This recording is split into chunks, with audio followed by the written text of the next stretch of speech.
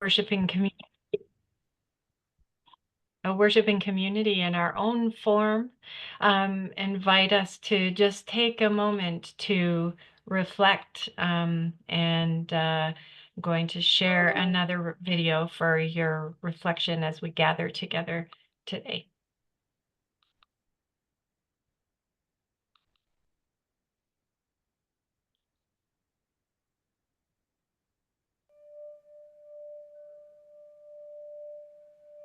O divine healer, we confess that sometimes we yearn for you to wave a magic wand on our wounded lives, to remove our pain, illness, and suffering. We hear the gospel story of the one seeking healing from Jesus and assume you will perform a similar miracle for all of us if we just pray hard enough. And we do pray. Open our eyes to recognize the teachings and tools you have given us with which to seek healing. In the midst of our afflictions and diseases, you whisper to us that wholeness requires self-care and rest. You nudge us toward caregivers who can support and advise us. You breathe into us energy to move and stretch and reach toward health. You place in us an urgency to seek justice so that all may enjoy adequate health, care. Renew our spirits in the midst of our diseases and afflicting spirits. Transform us, O Holy One, for the health of your creation. Amen.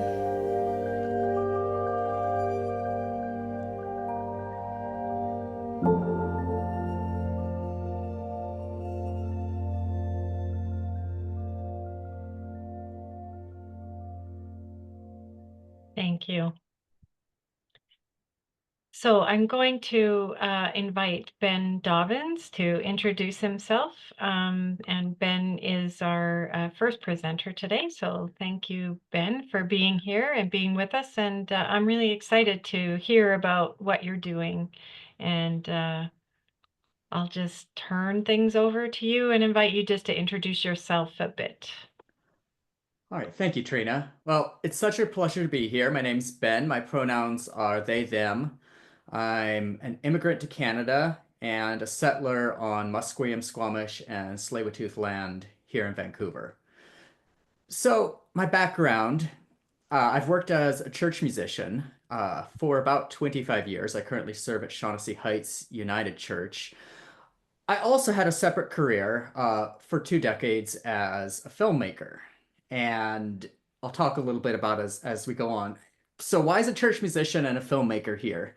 I've been working on a project and ended up discussing it with Kendra and the folks at PMR Affirming Ministries.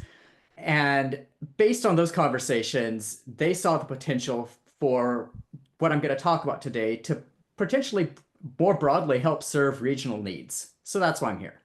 So I'm going to run through background just to provide a little context. I'm going to talk about what the Squid Project is. I'll give some specific examples and talk a little bit about onboarding. I'm going to skip all, often I do presentations about the theory behind this quite often. I'm going to skip all the math. I'm going to skip all the theory. If you're interested, I'm happy to share that, but I know that time is tight. So the deep background is I was one of the early people to working in the crowdfunding sphere, what many of you might know as Kickstarter, and was doing Kickstarter a decade before Kickstarter existed. In 2010, I developed a new community and crowdfunding method based on acting collectively to achieve goals for the common good, which was very different. It was a very different way of doing film. And I had a lot of people look at me and say, "What are you doing? This is impossible." It worked brilliantly, and I spent 11 years running a company. We got television series and films onto Netflix, onto Amazon, onto Hulu, and so forth.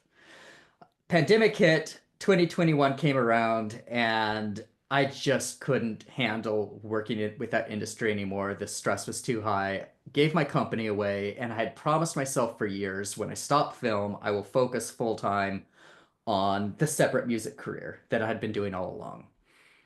And figured, great, that's it. Got a job at Shaughnessy Heights. I also am the pianist in residence at Christ Church Cathedral in downtown Vancouver.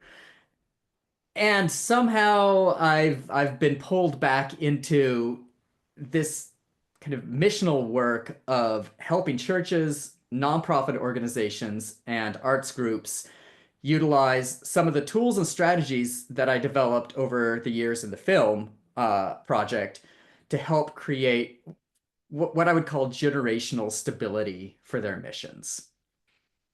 And this evolved considerably last year. In January 2024, Christ Church Cathedral asked me to begin helping them with business development and to develop their online digital outreach.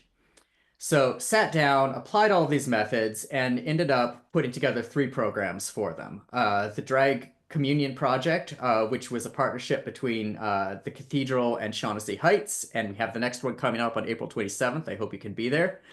A program called Sanctuary Dungeons and Dragons, and then Squid, which is short for the Super Queer Union of Inclusive Devotion. So we spent pretty much all of 2024 developing and testing these pilot programs. And the good news and the bad news is that it worked too well. We had too much demand. We had people showing up. We had to cap registration for Sanctuary Dungeons and Dragons. Once we were expecting 8 people, we got 35 and said we have to stop here. Uh, Drag Communion, you've probably heard about already. And then Squid, we figured it would serve a very small group of people for a very specific need. And it turns out that we had identified the need well enough that more and more people have started asking, how can we participate? So of course, then the question is, now that we're past that background, what is Squid beyond a fun acronym? So at its heart, Squid is a communications platform that we're operating as a server on Discord. I'll talk more about Discord in a minute.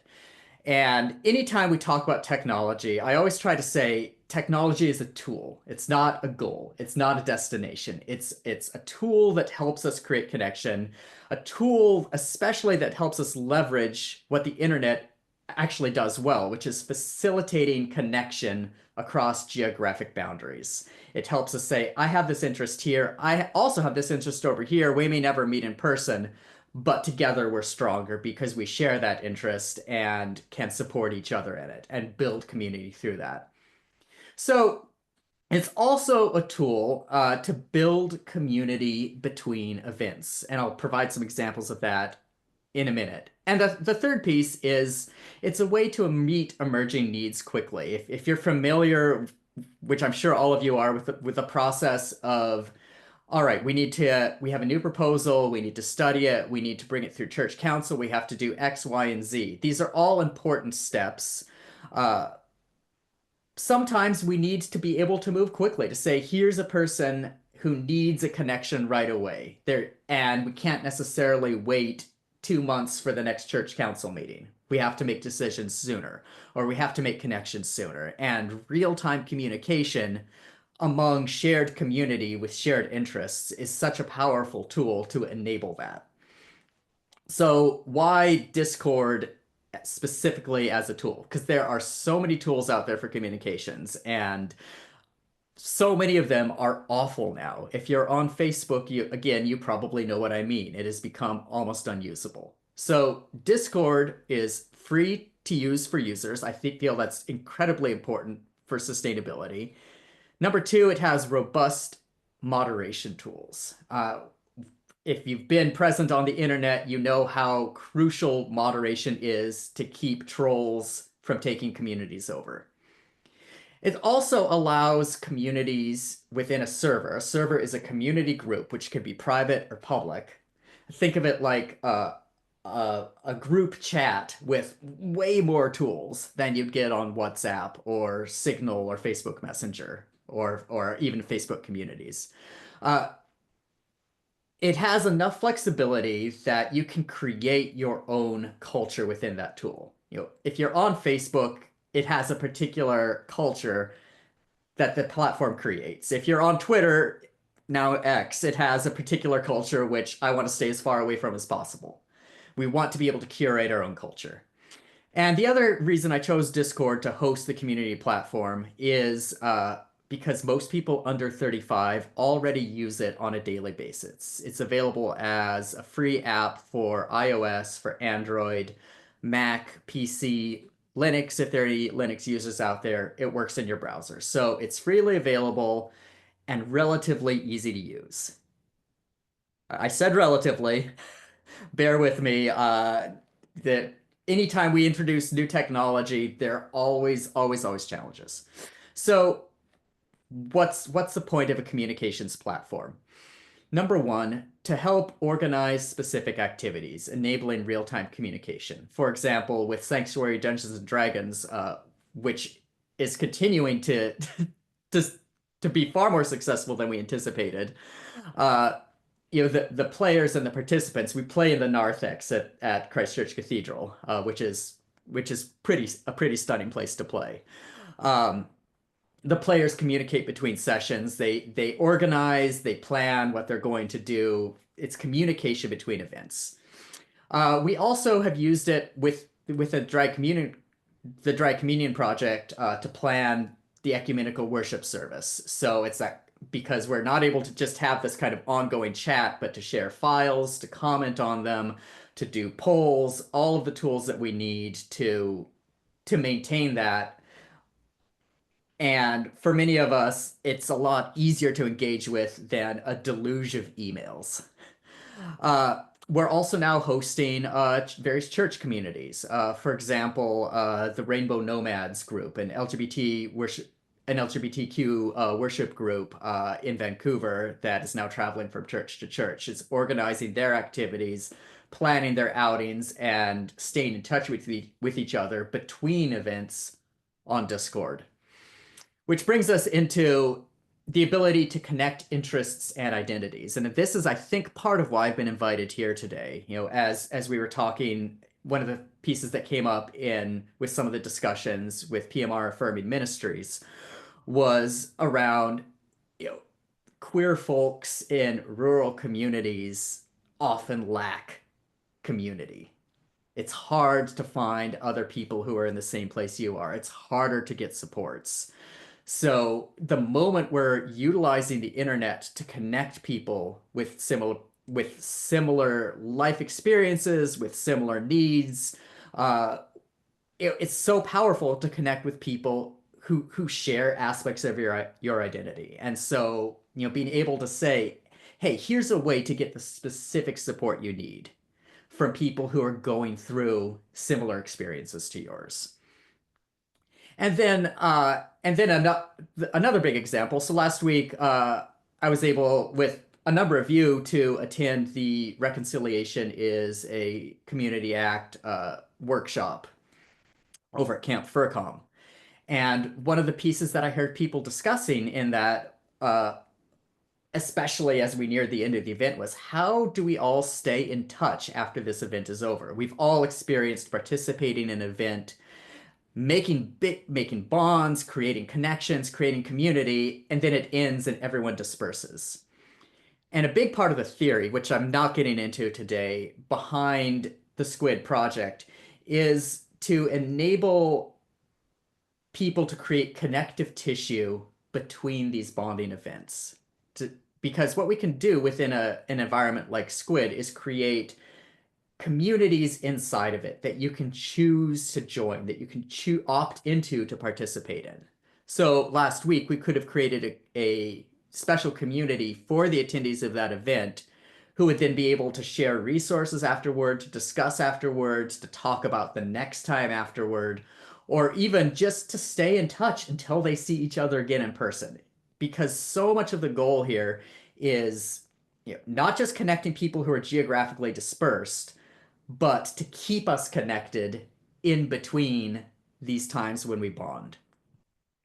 So I know this, I'm being so brief right now, and I thank you for your patience. I'm going to share my screen at this point and take you through, because some of you are probably asking, this is all great. What is it? So let me share your screen and take you through an example onboarding to kind of give you a very brief tour of what we're doing. So we're looking at the desktop app for Discord. Like I said, it's also available on your phones. It's available in your browser. And we're just going to preview the onboarding process. So it says, welcome, let's customize your experience. Right away, you have the option to say, to share what your pronouns are so that people can engage with you. After this, you have the option to join various different groups within the Squid server based on your interests. The Squid Commons, we want to have a place where everyone can connect and meet each other regardless of what interests or communities brought us there. We have the St. Bridget's group at Christchurch Cathedral. We have the Sanctuary Dungeons and Dragons. We've created an area for the Pacific Mountain Affirming team to coordinate and communicate and share documents. And then we have a working group for the Drag Communion Project. So I'll go ahead and select Squid Commons and Dungeons and Dragons. Then the most important part that we have a robust set of community standards and harassment policy. I've managed so many communities over the years online, and you have to have this for the safety of the community. If you're not actively protecting the most marginalized members of your community, they will leave because they will feel unsafe. And that defeats the purpose of creating a space that wants to hold marginalized people as sacred and to centralize their experience. So once you finish onboarding, you then see the Discord layout where we'll have a server guide. Hey, go post a photo of your pet. Oh, sweet. Let's see what Ellery has posted of his pets lately. The opportunity to introduce yourself as you show up. I work as a game designer at Xbox, attended Christchurch while living in Vancouver, find myself in Seattle. So it lets you can always go back, see what people have shared, learn how to ask for help. We have a ticketing system that we've also adopted. We have several clergy who are present on the server. We can take private prayer requests. You can open a ticket, talk with a clergy member privately. If you need spiritual support, you're able to get that. It's all kind of integrated into this process. So what you'll see is on the left is a list of categories like information, get support, community chat, Dungeons and Dragons. This is what we wanted to see. And then within categories, we have channels. Each of these channels is either a text channel, and I won't click into here, or a voice and video or meeting channel. And we use those extensively. I'm doing similar work within the Royal Canadian College of Organists, who's moving a lot of their meetings onto Discord and is now hosting monthly educational events in the space. So you essentially navigate to the discussion area that you want to participate in. So if we're looking at Sanctuary Dungeons and Dragons, you can see that people are posting in-character messages about the adventures that they've been on and connecting people back and forth and creating art of what they've been doing. People sharing information about their characters. And then if I were to make another new message here, I'd pop it in, or I'd throw in an image, or I'd throw in a link to a Google file, or I'd upload a PDF. If it were really important, I might say, wow, I need to pin this message or this file so people can access it again. I can give you other examples on the RCCO, which we're operating more from a business perspective of how that's worked. So we have text channels and voice and video channels on the left. We pop into them on the right, and we're able to communicate. It looks complicated. It's relatively simple to use, but robust enough and expandable enough to meet many different needs. So, for example, if we wanted to create a group for queer folks in rural church communities, we could create that group. And then when people joined the server, we'd come down to the unlock your community spaces. You could click on a thing and say, I want to unlock the queer church rural group, rural connections group. Uh, as an example, I'll open up St. Bridget's here. So if I enable this community on the right, it's now popped in on the left. If I enable PMR affirming on the right, it's now popped in there. If I enable drag communion, it now appears there. So you can curate and moderate your experience on the platform. This also sets us up, there are Discord communities with tens of thousands of people on them. So you have the ability to scale up without scaling up your costs. And I think that is so important. So that's a very, very brief overview of what Discord looks like. To give you an example of Oregon, Canada, I've just popped over into another server. We have class resources. We just recently did an event for examinations which had a long discussion where people were able to share all of the examination material, the presentations. So even though that discussion happened a few weeks ago, all the information sticks around, unlike on Zoom when our text chat just disappears at the end. So let me pop out of the screen share here and just pop back to my notes. So the onboarding process, you sign up with an email address, verify your email address with Discord. I'll provide a server link for anyone who wants to check it out and see what we're doing with Squid in person. Anyone is welcome. You show up, you choose your communities. The key with this, though, like I said before, is it is a tool. And the purpose of the tool is to serve as a community building mechanism. How do we stay in touch? How do we meet emerging needs? How do we get out of our silos? As a church musician, it's so unusual for me to meet other church musicians because we always all work at the same time.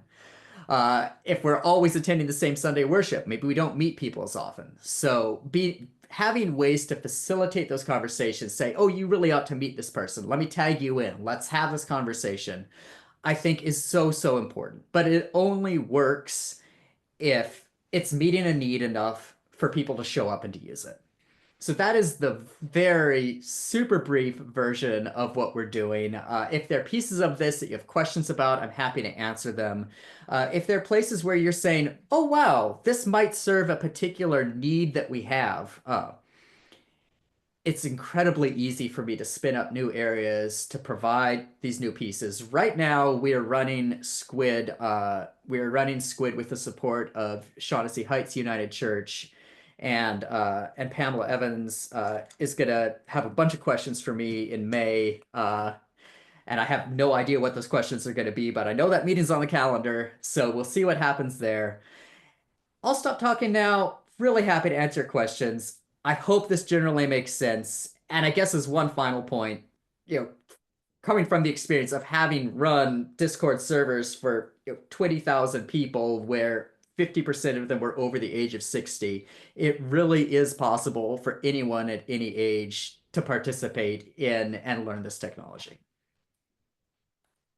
Thanks, Ben. We'll give folks a chance to ask some questions. You can raise your hand. We're not in any big rush, so if you've got more things you were wanting to share, there can be time for that. I know you said you didn't want to share the theory, but I'm curious if you can give like just a kind of high level understanding of the theory behind what you're doing. Yeah, I'd be really happy to. Let me see if I can pull this up.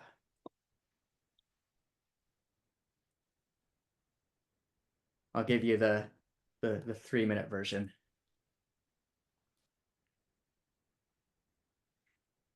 And it put the wrong screen. Let me try that one more time.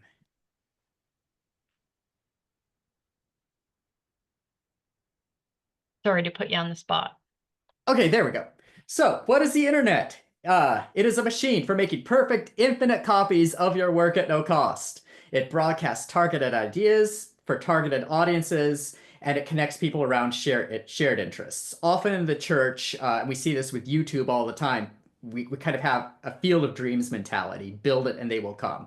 Put our services on YouTube and everyone's going to show up. It doesn't work that way. I'm always about how do we inhabit a space and actively nurture community.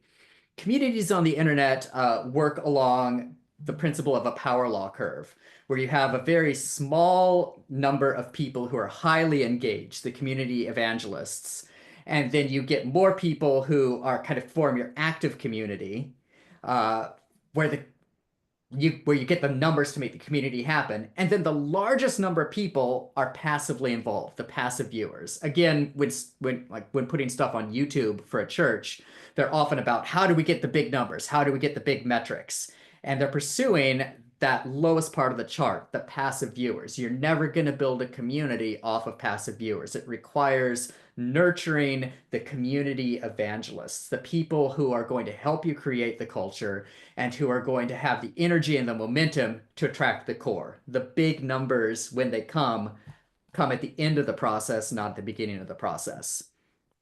And so we do that through developing hybrid experiences, physical and online, creating bonding experiences, uh, like I talked about earlier, and then provide an ongoing engagement hub in between those bonding experiences to help nurture your community core.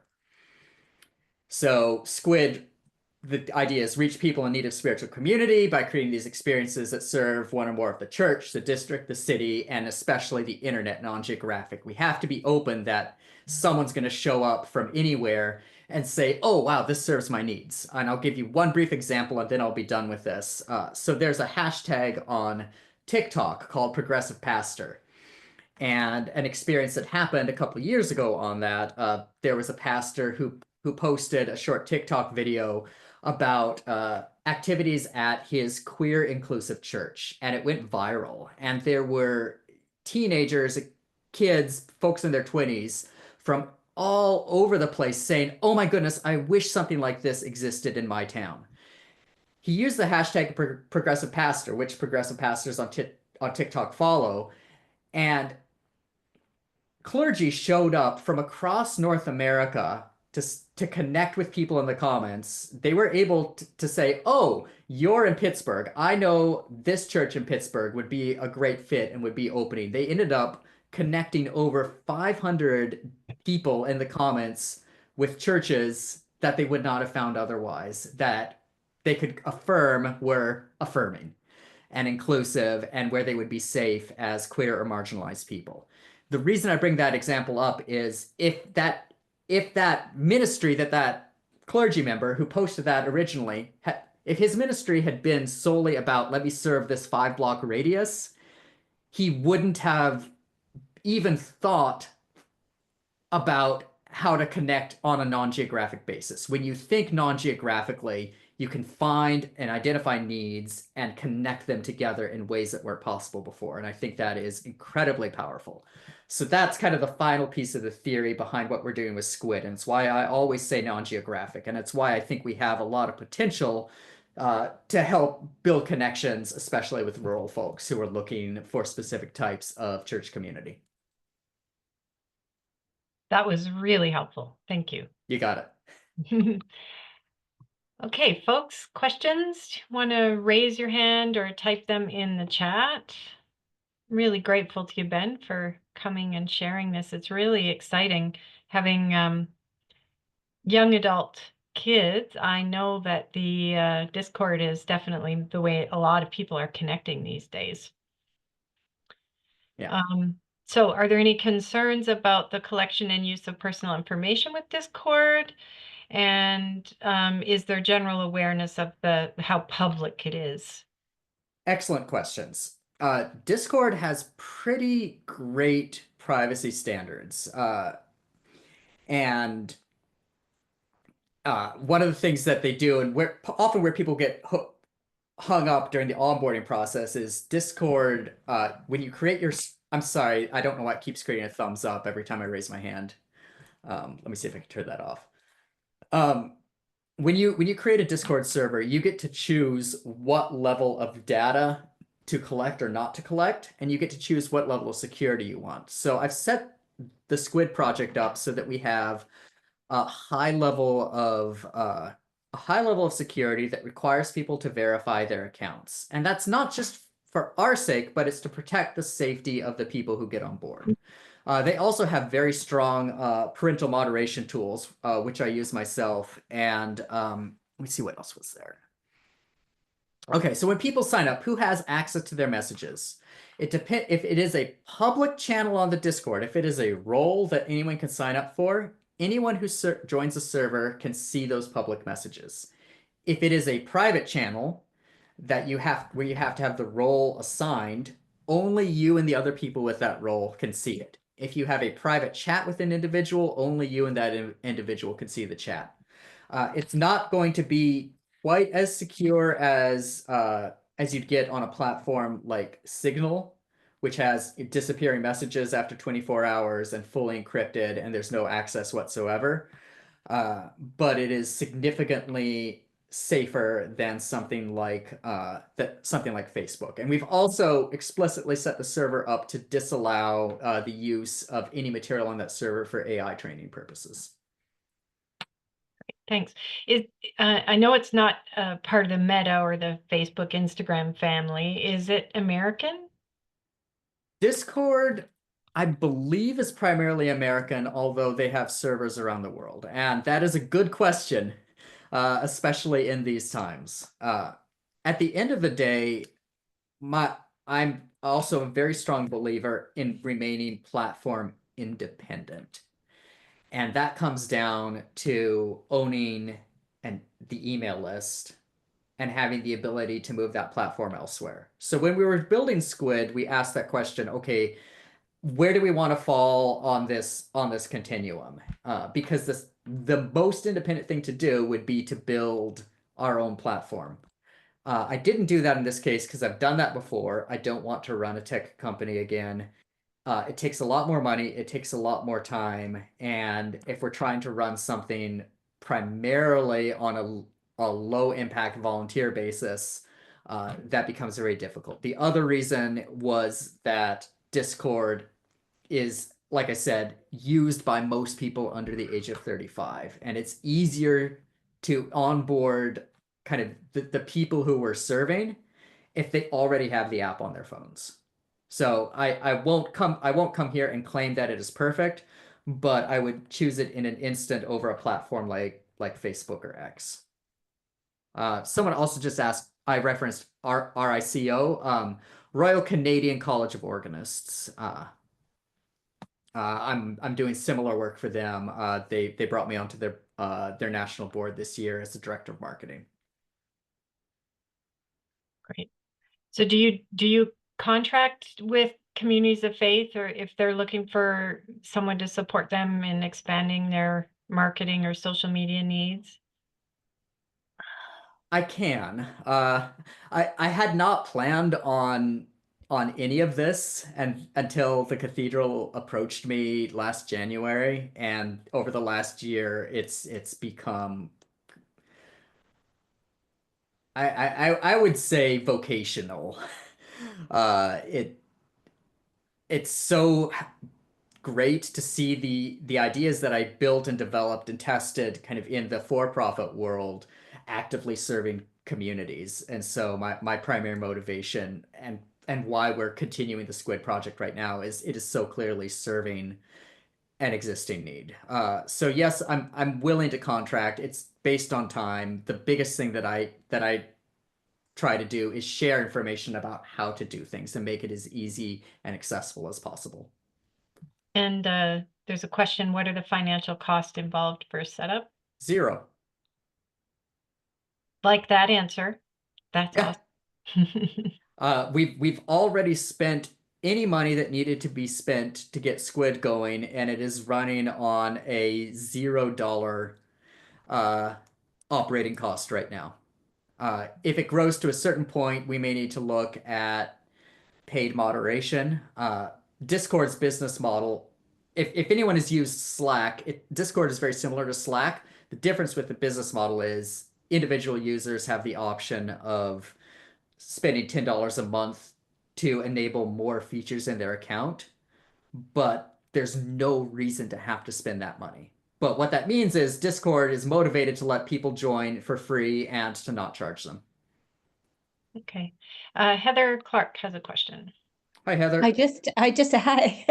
It's been See so lots of long. people, see lots of people that were with us at the workshop, including Michelle, who I Yeah. hope has recuperated.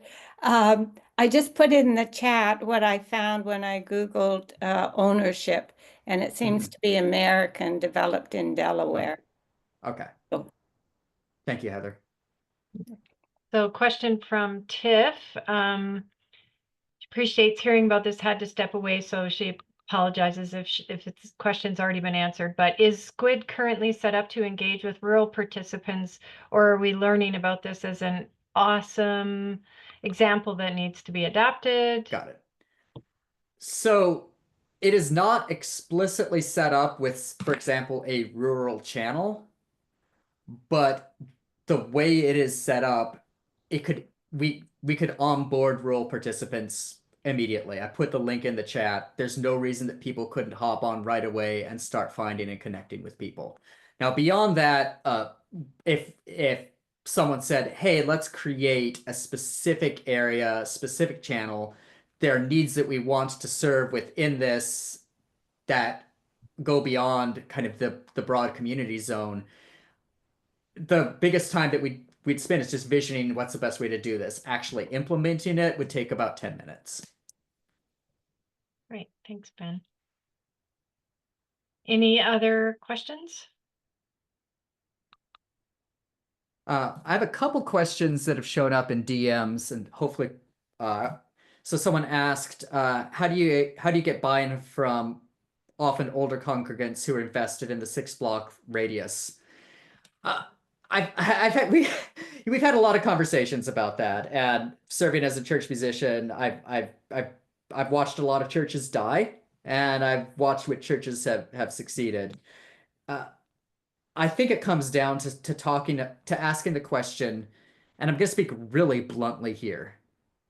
Is the purpose of the church to serve the needs of the congregants, or is the purpose of the church to serve needs outside the congregation?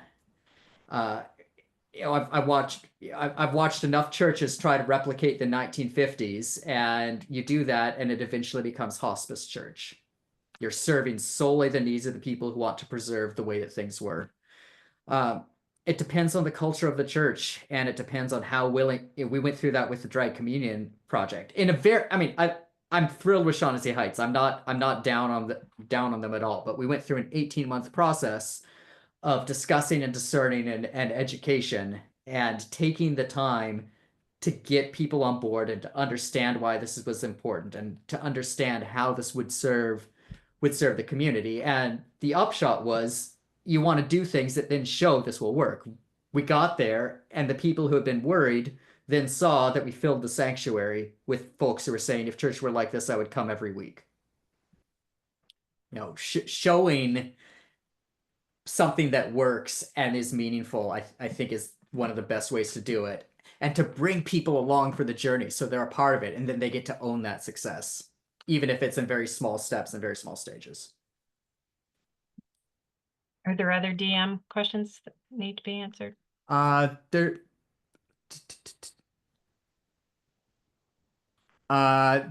there's one that the only other one no, I'll just answer that one directly.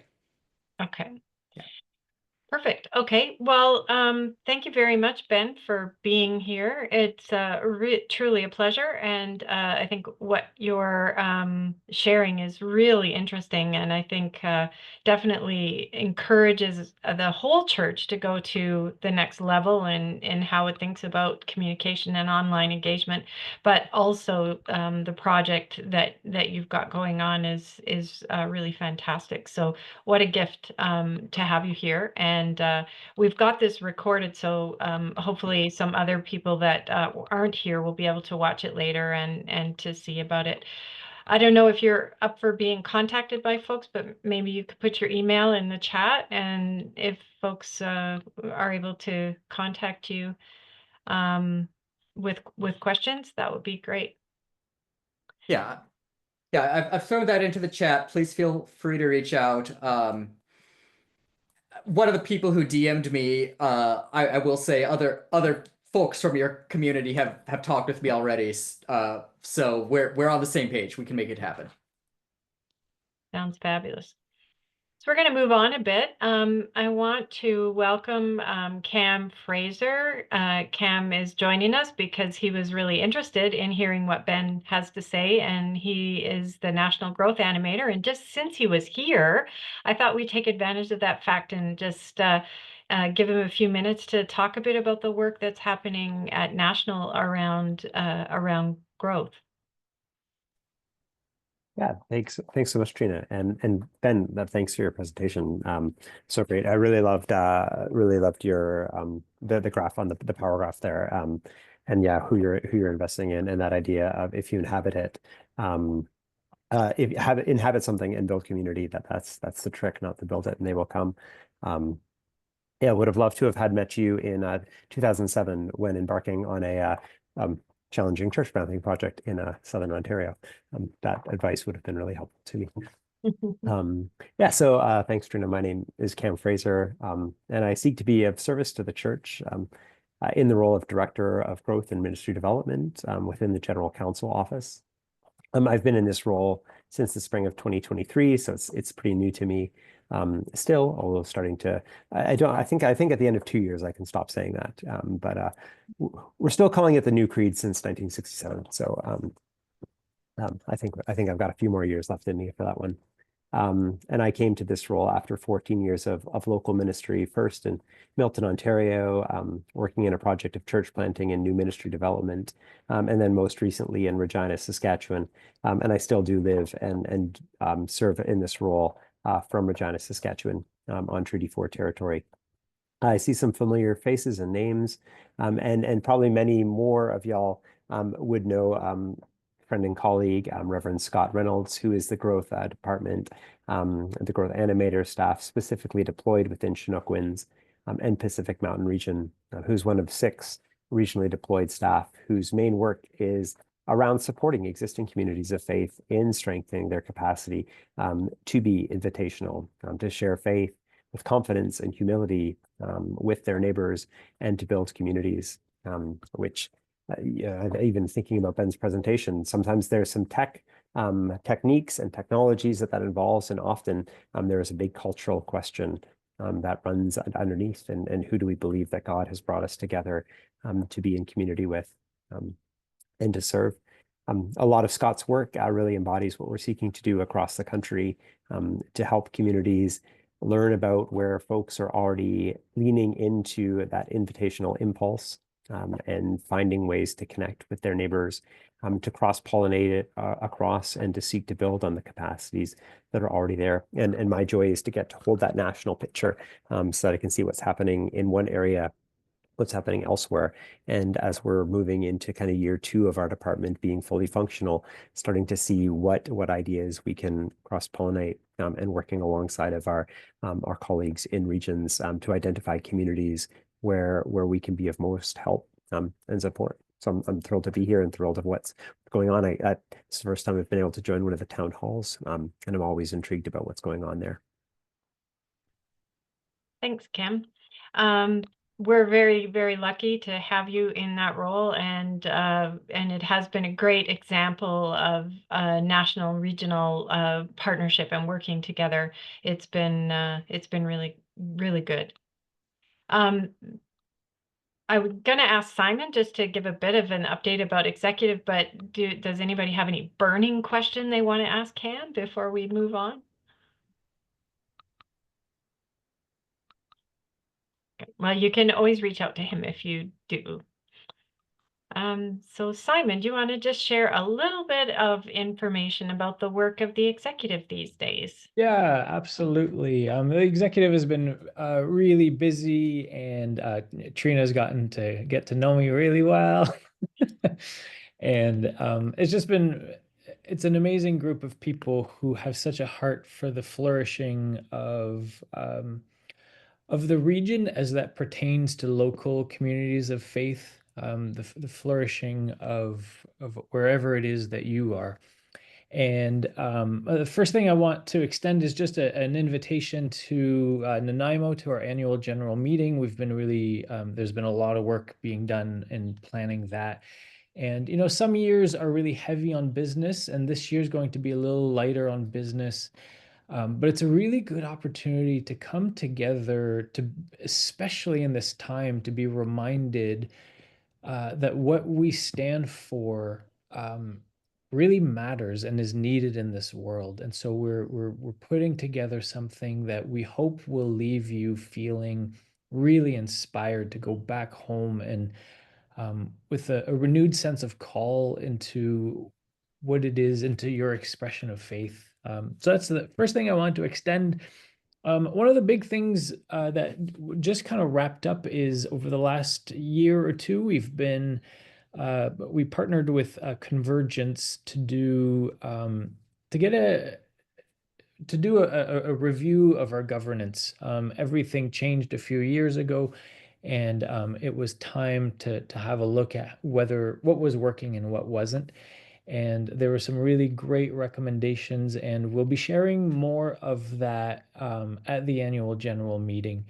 And the one thing that stands out to me was the way that they really spoke of the position of opportunity that we are in as the Pacific Mountain region. That there's a lot of flourishing, and that there's a chance here to rescript our prevalent narratives of decline that they feel aren't really the only story to be told anymore. And I find that really, really encouraging. We're also going to be looking at our ends statements, and I know that's everyone's favorite part. Just really briefly, the end statements are the things that guide the work of the region. And we are going to be spending some time as an executive just making sure that they still reflect the vision and the heart of who we are, of what God is up to. And so got lots on the docket. And the last thing I just want to mention, one of my new favorite parts that we've been doing is this thing, we call it listening to the ownership. And at every executive meeting that we've had, we've invited communities from different regions to come in by Zoom and to share with us what they find is what are they celebrating, and what challenges are they facing, and how can we be praying for them. Usually when we meet, often when we meet, we've Zoomed people in. And so, for example, in the fall, we Zoomed in the fine folks from Bella Coola, who had just amazing stories to share with us about what was going really well, and the heartbreak of the challenges and everything in between. And then more recently, when the executive went to Nanaimo for an executive, it was called a retreat. It was just a really long meeting. When we went to Nanaimo, we invited 5 local communities of faith, and just to get to sit in the room with them, it was really amazing to again hear their stories, to hear people talk about how good it was to have these vulnerable conversations. We don't often admit to each other what our weaknesses and challenges are, and to hear the shared burden, I actually think provided a lot of hope for people. And so thank you just for the good work that you are all doing across the region. It really is, it's a humbling thing to be sitting in this role. And yeah, whenever, please do reach out if you've got questions. And the executive is meeting again 3 days after Easter, because the work never ends. Indeed, we are a busy executive at the moment, and we have some vacancies on the executive. as well. So if that's a call that you might feel to serve on the executive, you can uh, reach out to nominations and discern that calling. There's also a president-elect position will be elected this year. We get to keep Simon for a little while longer, but we get a president-elect who serves for 1 year before they are installed into office. I can't believe how fast this is going, Simon. So if that's Say that something to my wife. yeah, that's something you're discerning. Feel free to reach out to discuss that to anyone, Simon, myself, or any member of the executive. And there's other volunteer opportunities serving in other ways as well. So watch for those.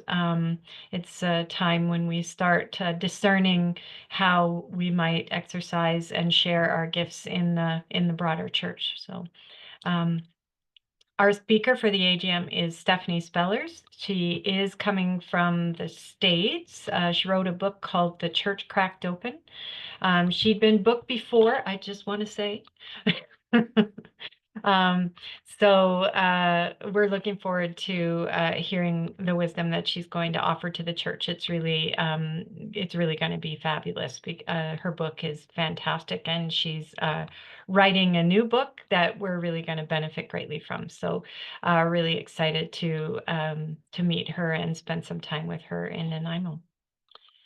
So we're coming to the end of our time. As always, you can reach out to us with questions, but I just want to close our time as we started it with a moment of reflection.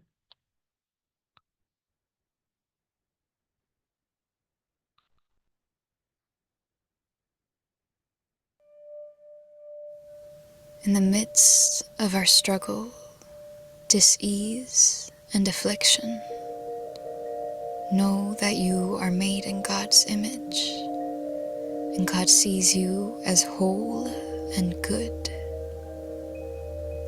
May you celebrate God in your midst through opportunities of wholeness and justice.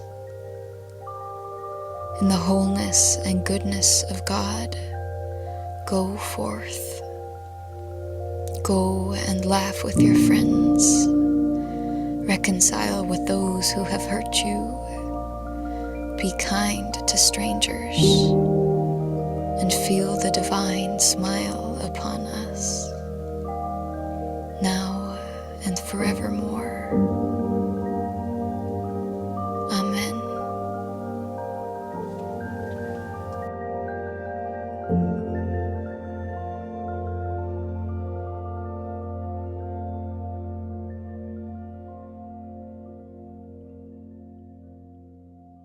Blessings on your day. Amen. I'll hang around here if folks have questions. I'm happy to chat, but this is the end of our formal time together. Thank you.